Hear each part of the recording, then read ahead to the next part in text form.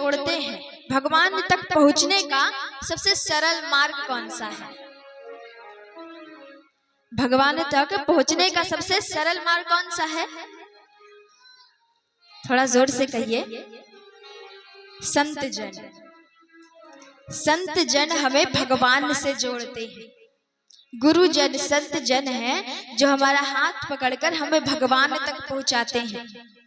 किंतु देखिए, संत भी अच्छे होने चाहिए जो आपको भगवान से जोड़ें, जो ब्रह्मचर्य का पालन करते हो, सारी निष्ठा करते हो, भगवान के प्रति उनकी भक्ति हो, वही संत आपको भगवान से जोड़ सकते हैं।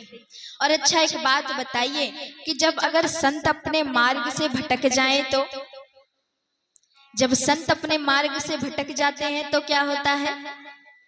एक बार की बात है, बड़ी ध्यान से सुनिएगा, बड़ी सुंदर कथा है।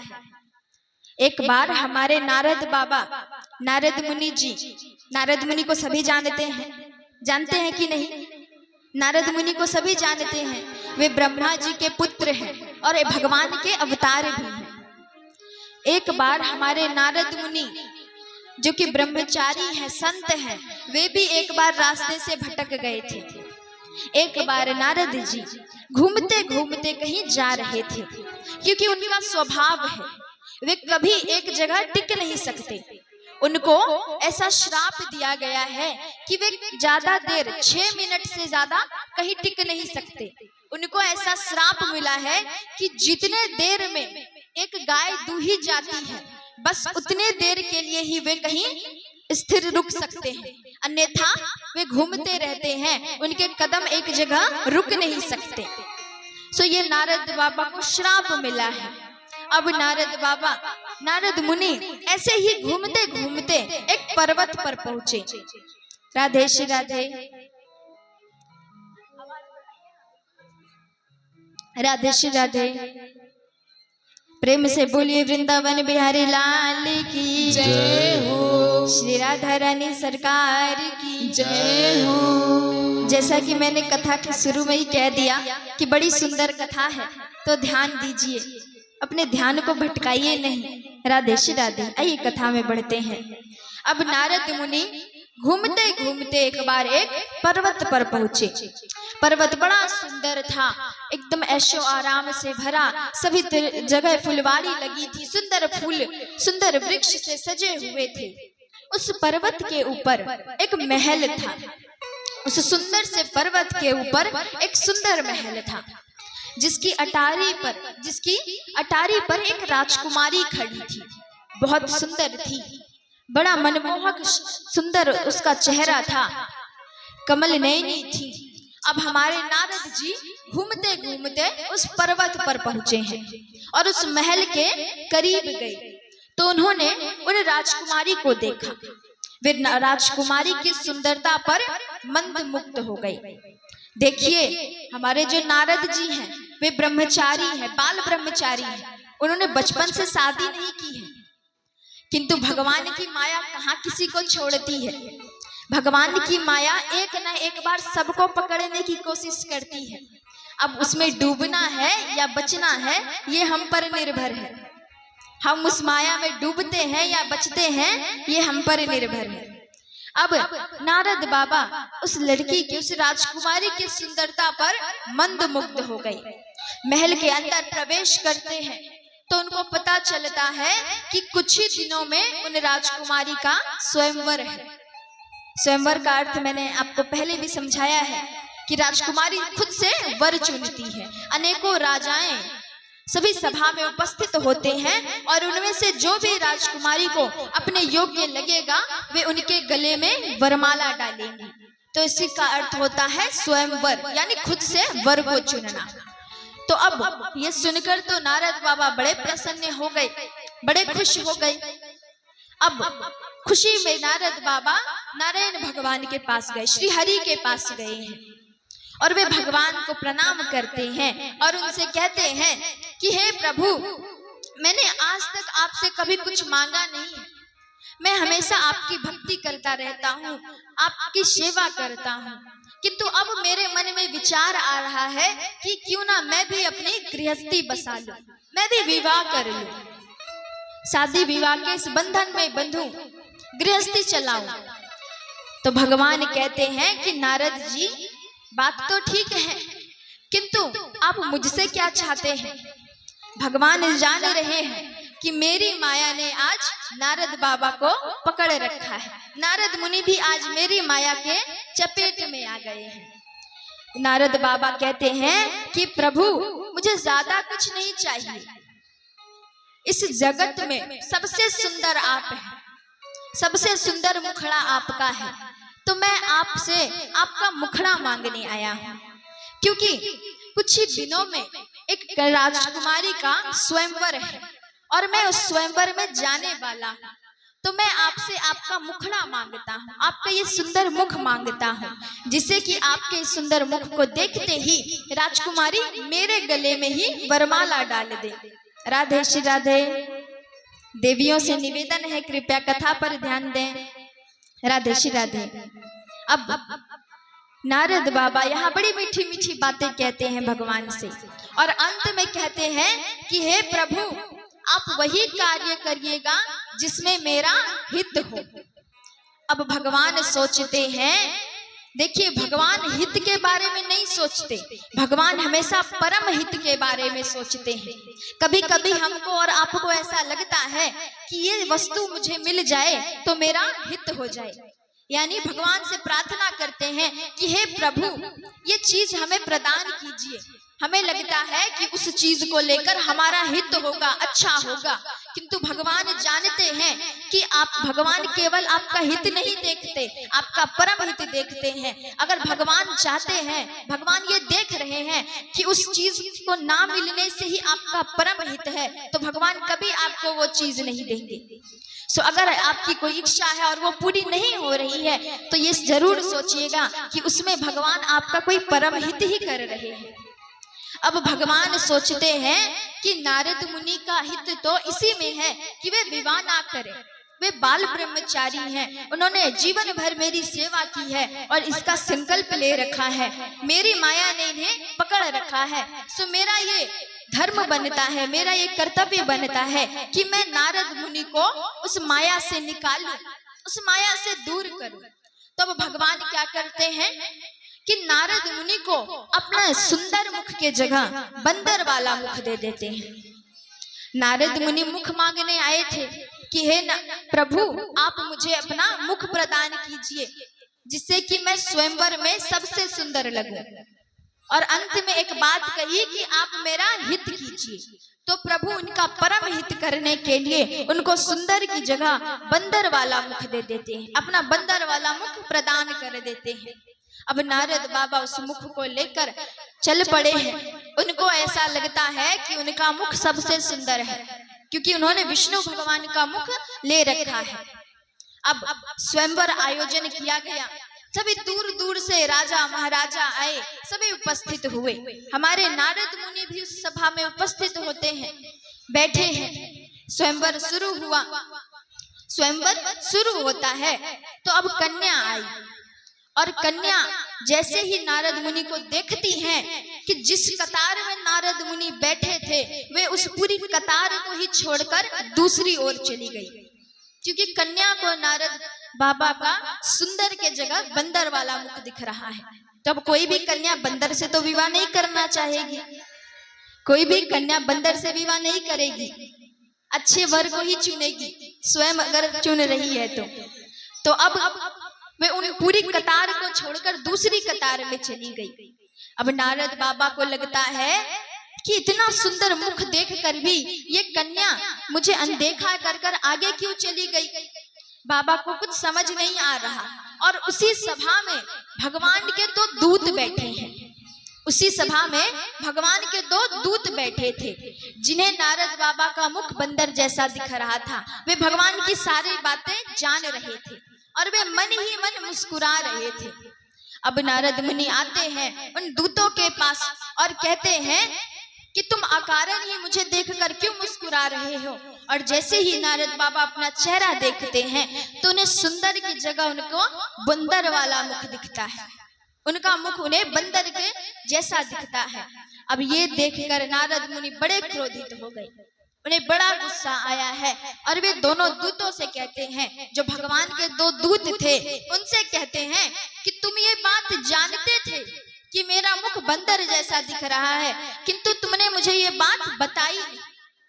तुम यहाँ बैठकर केवल मेरी इस स्थिति पर हंस रहे थे, मुस्कुरा रहे थे। जाओ, मैं तुम्हें श्राप देता हूँ कि तुम राक्षस योनि में जन्म लो। तुम बड़ा मुस्कुरा रहे हो, हंस रहे हो, मुझे देखकर कुटिल मुस्कान दे रहे हो, तो जाओ, मैं तुम्हें श्राप देता हूँ कि तुम जाकर राक्षस योनि में जन्म लो, यानी तुम राक्षस बन जाओ, तुम्हारा अगला जन्म राक्षस के रूप में हो। अब नारद मुनि क्रोध में बैकुंठ गए, जहां पर हमारे श्री विष्णु जी विराजमान हैं। क्रोध में हमारे नारद जी उनके पास गए हैं और भगवान से आज नारद मुनि क्रोध में कह रहे हैं, जो प्रतिदिन नारायण नारायण का जाप करते थे, आज उनको माया ने ऐसा जकड़ रखा है कि वे भगवान से क्रोधित होकर उनसे कुछ कहने आए हैं। नारद मुनि कहते हैं कि हे प्रभु, मैंने आज तक जीवन में आपसे कभी कुछ मांगा नहीं, और जब मैं आपसे मांगने आया तो आपने मुझे सुंदर के जगह ये बंदर वाला मुख दे दिया है। जैसे आज मैं अपनी पत्नी के लिए तड़पा हूँ, जैसे आज मेरी इच्छा थी विवाह करने की, मैं अपनी पत्नी के लिए तड़पा हूँ, मैं आपको श्राप देता हूँ कि आप भी अपने पत्नी के लिए तड़पेंगे, और ये श्राप लगता भी है। श्री राम अवतार में जब हमारे प्रभु अवतरित होते हैं, माता सीता का हरण होता है, तो हमारे प्रभु भी अपनी पत्नी के लिए वियोग में रहते हैं, विलाप करते हैं और तड़पते हैं। ये नारद मुनि का ही श्राप है। और वो जो दोनों दूत थे जिनको नारद मुनि ने राक्षस बनने का श्राप दिया है, वे कुंभकर्ण और रावण बने। वही दोनों दूत ये राक्षस बनते हैं। अब नारद बाबा का क्रोध शांत होता है। राधे श्री राधे। अब नारद बाबा का क्रोध शांत हुआ। वे माया के, जो माया की पट्टी उनके आंख पर बंधी थी, वे खुलती है, उन्हें साफ साफ सब दिखता है। वे प्रभु से क्षमा मांगते हैं, वे भगवान से क्षमा मांगते हैं कि हे प्रभु, मुझे क्षमा कर दीजिए, मैं माया के वश में आकर मैंने आपको ना जाने क्या क्या कह दिया है। भगवान उन्हें क्षमा करते हैं और कहते हैं कि ये जो भी हुआ ये मैं चाहता था, ये मेरी इच्छा थी, आपने कुछ नहीं किया, और भगवान उन्हें क्षमा दान देते हैं।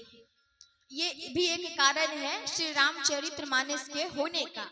नारद बाबा के श्राप की वजह से ये भी एक कारण है श्री राम जी के, श्री विष्णु जी के राम अवतार लेने का।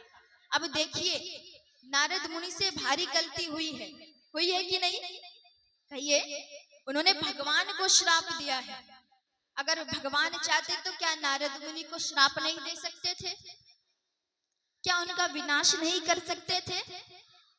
कहिए, कर सकते थे। भगवान में इतनी क्षमता है, फिर भी वे भगवान नारायण उन्हें क्षमा दान देते हैं। क्योंकि देखिए, दान में सबसे बड़ा दान अगर कोई है तो वे क्षमा दान ही है। सबसे बड़ा दान क्षमा दान है। आप किसी को धन दौलत नहीं देते, किंतु अगर किसी से गलती हो गई आप उसे क्षमा कर देते हैं, तो ये सबसे बड़ा दान है। और मैं भी आपसे यही दान मांगना चाहती हूँ। मैं ये नहीं चाहती कि आप मुझे अन्न धन दे दें, अपनी संपत्ति दे दें, मैं यही नहीं चाहती। मैं ये चाहती हूँ कि अगर मेरे भागवत परिवार से कुछ बोलने में त्रुटि हो गई हो, ऐसी कोई बात किसी के मुख से निकल गई हो जिसकी वजह से आपके मन को ठेस पहुंची हो, तो हम सभी भागवत परिवार आपसे क्षमा दान मांगते हैं। और मैं जानती हूँ, राधे श्री राधे, मैं जानती हूँ कि ममलखा के लोग बड़े दानी हैं, तो आपसे निवेदन करूंगी कि ये दान हमें देने का अवश्य प्रयास करेंगे। हम सभी को क्षमा दान देंगे। अगर मुझसे भी बोलने में कभी कोई त्रुटि हो गई हो तो अपने घर की छोटी बालिका समझकर हमें क्षमा दान कर दीजिएगा। हमारे पूरे भागवत परिवार जो आपके परिवार जैसा ही है, अगर उनसे भी कभी कोई ऐसी कटु वचन निकल गई हो जिससे आपके हृदय को ठेस पहुंची हो, तो हम सभी उसके लिए कोटि कोटि क्षमा मांगते हैं आपसे। राधे श्री राधे। आइए कथा में बढ़ते हैं। अब इधर हमारे नारद बाबा भगवान से बहुत क्षमा मांगते हैं। और देखिए, एक बात है जो बहुत से लोग सोचते हैं रावण जो है जब सीता माता का हरण करते हैं तो सभी को ऐसा लगता है कि रावण सीता माता से विवाह करना चाहते थे। बहुत से लोगों को लगता होगा, सच सच कहिएगा, लगता है। देखिए, आज मैं आपको बहुत गूढ़ रहस्य की बात बता रही हूँ। ये बात बिल्कुल गलत है। रावण सीता माता से विवाह नहीं करना चाहता था। रावण सीता माता को अपनी पुत्री के समान समझते थे। ऐसा नहीं है कि वे सीता स्वयंवर में नहीं आए थे, रावण भी सीता स्वयंवर में आए थे और रावण में भी इतना सामर्थ्य था कि वे शिव धनुष तोड़ सकते थे, किंतु रावण अब माता सीता को अपनी पुत्री के समान समझते थे। और रावण ने जो माता सीता का हरण किया है उन्हें अशोक वाटिका में रखा है। इसके पीछे भी एक कारण है। अब कोई भी पिता तो ये नहीं चाहेगा कि उनकी पुत्री वन वन भटके। कोई भी पिता चाहेंगे? नहीं चाहेंगे ना। तो रावण भी यही नहीं चाहता था कि उनकी पुत्री वन वन भटके। वे नहीं चाहते थे, इसीलिए वे माता सीता को लाकर अशोक वाटिका में रखते हैं 14 वर्षों के लिए। और जब वनवास समाप्त होता है तो माता सीता पुनः अपने राज्य लौटती है। और देखिए, रावण ये बात जानता था कि श्री राम प्रभु विष्णु जी के अवतार हैं और वे उनका वध कर सकते हैं। रावण अंतर्यामी था, भगवान शिव का बहुत बड़ा भक्त था, वे सारी बातें जानता था। उसने जानबूझकर ऐसा किया। क्यों? जब श्री राम जी आए थे, वनवास आए, माता सीता का उन्होंने हरण किया, ये जानते हुए भी कि वे राम जी भगवान हैं। क्योंकि रावण जो थे, वे जब राम जी आए थे तो वे माला लेकर बैठे थे। राम जी के बारे में सुनकर वे माला लेकर बैठे थे कि मैं भी भगवान का जप करूंगा तो मुझे भगवान मिलेंगे। किंतु प्रवृत्ति ठहरी राक्षसों वाली, भगवान का भजन तो किया नहीं जाएगा। उनको ऐसा लगता है कि ऐसे तो मैं हजारों वर्षों तक जप करता रहूंगा, मुझे भगवान नहीं मिलेंगे, तो क्यों ना भगवान से वैर किया जाए, भगवान से दुश्मनी किया जाए और उनके हाथों मेरी मृत्यु हो, जिससे मुझे वैकुंठ की प्राप्ति हो। भगवान के हाथों मेरी मृत्यु हो जिससे मुझे वैकुंठ की प्राप्ति हो। और रावण की पहले ये भविष्यवाणी हो चुकी थी कि उसकी मृत्यु तीर धनुष से लिखी है। ये बात रावण जानता था कि उसकी मृत्यु तीर धनुष से लिखी है। उसी लिए उसके मन में विचार आया कि जब मुझे मरना ही है तो किसी और के तीर धनुष से क्यों मरूं, क्यों ना मैं भगवान के तीर धनुष से मरूं, उनसे वैर करके उनके हाथों मेरी मृत्यु हो जिससे मुझे वैकुंठ की प्राप्ति हो। तो असली बात ये है, हम सभी के मन में जो ऐसा विचार भरा है रावण के प्रति, ऐसी बात नहीं है।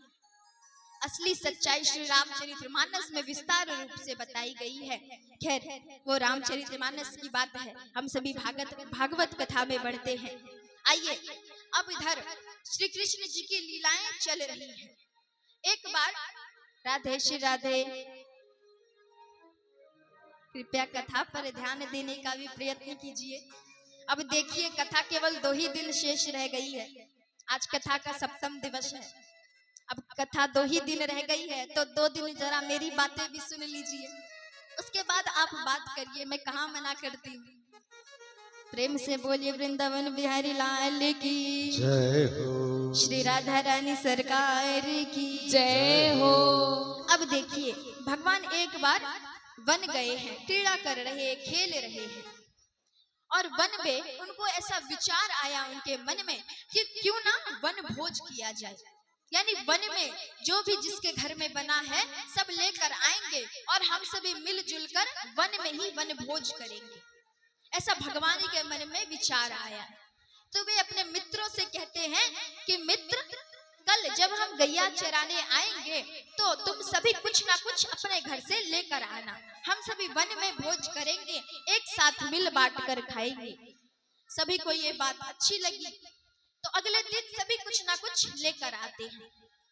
भगवान सारे मित्रों को देखते हैं।